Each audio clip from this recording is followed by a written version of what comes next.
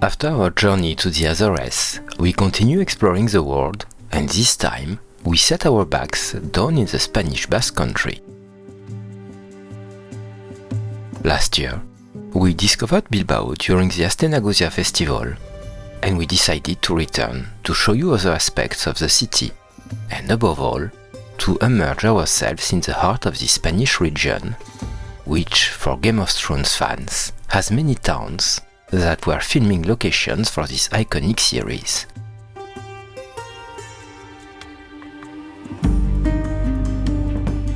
For this first episode, we begin our day at San Juan de Gaztelugatxe, a rocky islet that seems straight out of a fairy tale and was chosen by the creators of Game of Thrones to represent the legendary house of Targaryen.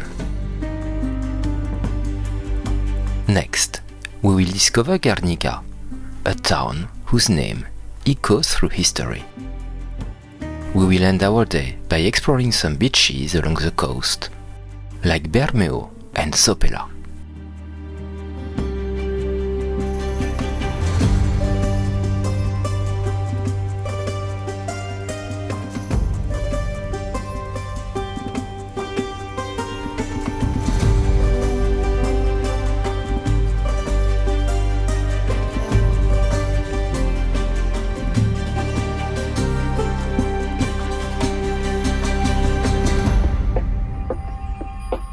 Our first destination of the day is San Juan de Gaztelugatxe, the mythical rock that proudly stands facing the Cantabrian Sea.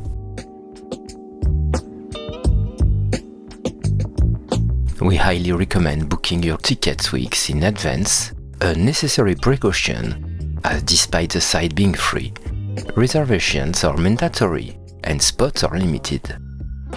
Indeed, after its appearance in Game of Thrones, the site experienced an exponential increase in tourism.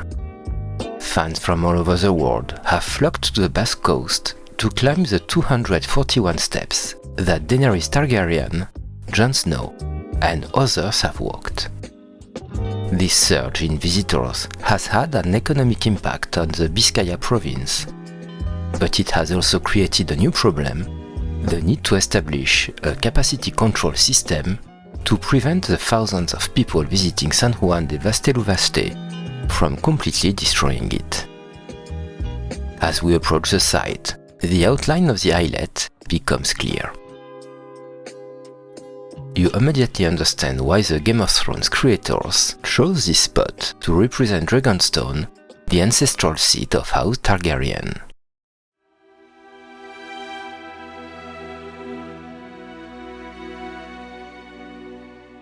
The place exudes magic and mystery.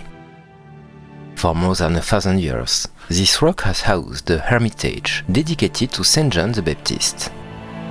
Pirates, kings, and pilgrims have walked these same steps throughout the centuries.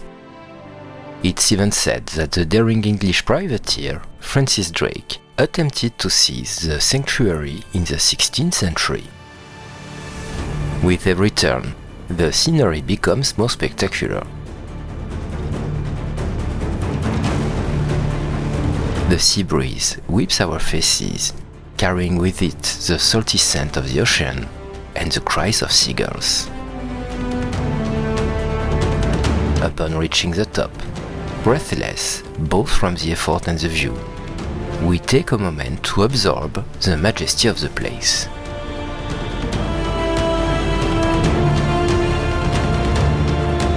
The horizon extends endlessly, where sky and sea merge into a harmonious symphony of blues. You almost expect to see a dragon emerge from the clouds, just like in the series that made this place world famous. The hermitage, simple and austere, contrasts with the wild beauty of the landscape. There is a tradition where the bell is rung 3 times to symbolize good luck and to ask for blessing. The number 3 is considered significant in various cultures and traditions, often symbolizing completeness and harmony. Descending east down almost reluctantly.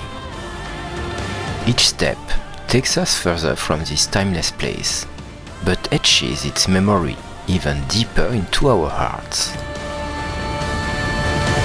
Gaztelugatxe is not just a tourist site, it's a piece of magic hanging on the Basque Coast.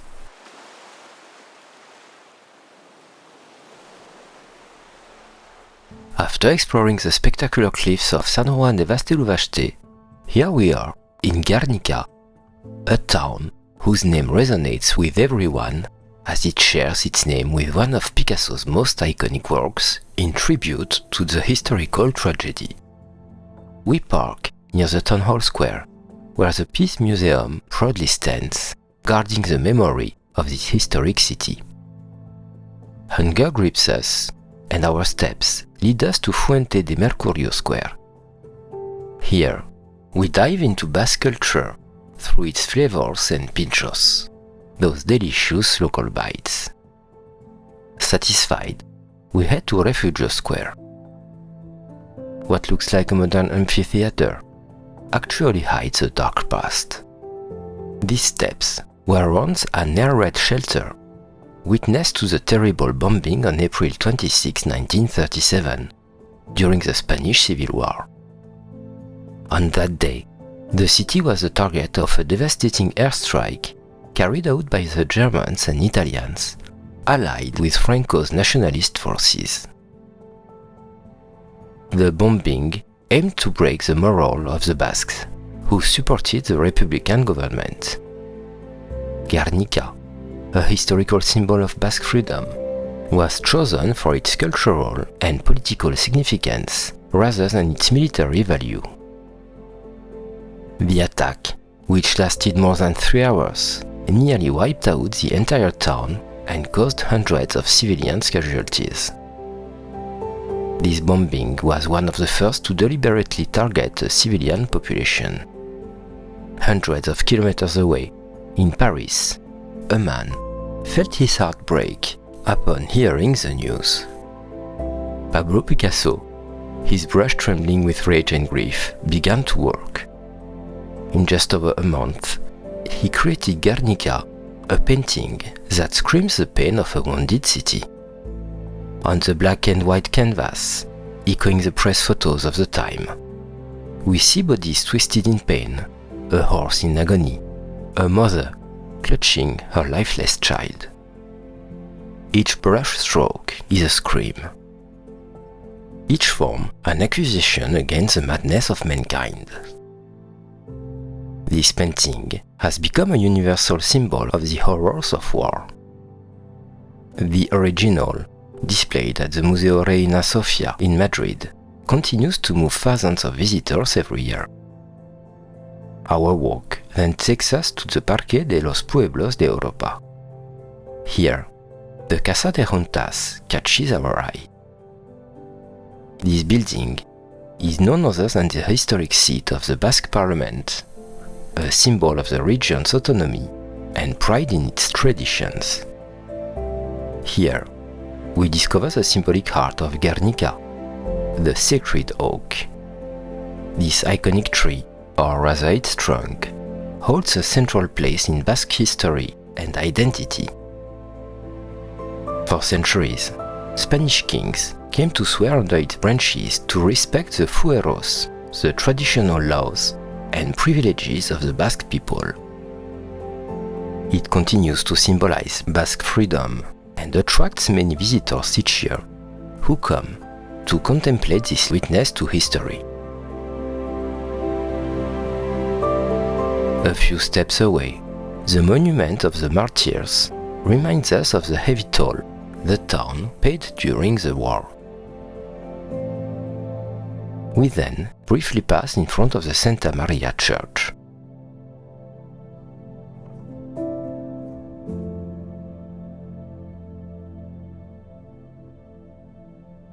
Though our visit is short, the beauty of its traditional Basque architecture leaves a lasting impression on us.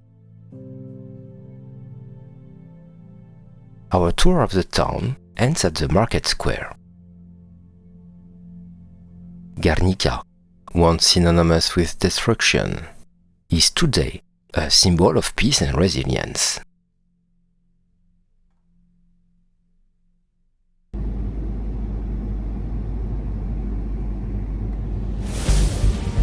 Our journey leads us to the Cabo Matxitxako lighthouse, a white sentinel perched on the steep cliffs of the Cantabrian coast. The old lighthouse, whose tower is a unique element that remains standing, was inaugurated in 1852 and kept operating until 1909. The current lighthouse is situated 110 meters from the old tower and was built in 1909, standing proudly 150 meters above sea level. Its beam has guided ships for over a century, sweeping the horizon for nearly 50 kilometers. On one side, the vastness of the Atlantic Ocean, and on the other, the Basque Mountains trace their majestic silhouettes. In search of a moment of relaxation, we head toward the coast, where a path leads us to Gorrondatxe-Azkorri beach. We park our car on the free parking on the top of the cliff and needed quite some time to reach the beach. As we descend the path, we are already anticipating, both silently and aloud, the challenge that awaits us during the ascent on our return, especially after enjoying a moment of relaxation under the sun's rays. The place we choose is scarcely populated, offering a serene atmosphere, far from the hustle and bustle of more touristy beaches. The lifeguards are monitoring the beach, which is equipped with showers. Today, the ocean is rough, and swimming is restricted to the area supervised by the lifeguards. The golden sand stretches for nearly a kilometer, bordered by imposing cliffs that protect this haven of peace. The landscape around us is strikingly beautiful. The limestone cliffs, sculpted by time and the elements, rise majestically, providing a stunning contrast with the deep blue of the ocean. The lush vegetation, crowning these rocky formations, adds a touch of green to this natural tableau. The beach itself is a natural gem. Its fine, soft sand invites barefoot walks. The clear and invigorating water attracts brave swimmers, while seasoned surfers conquer the waves further out.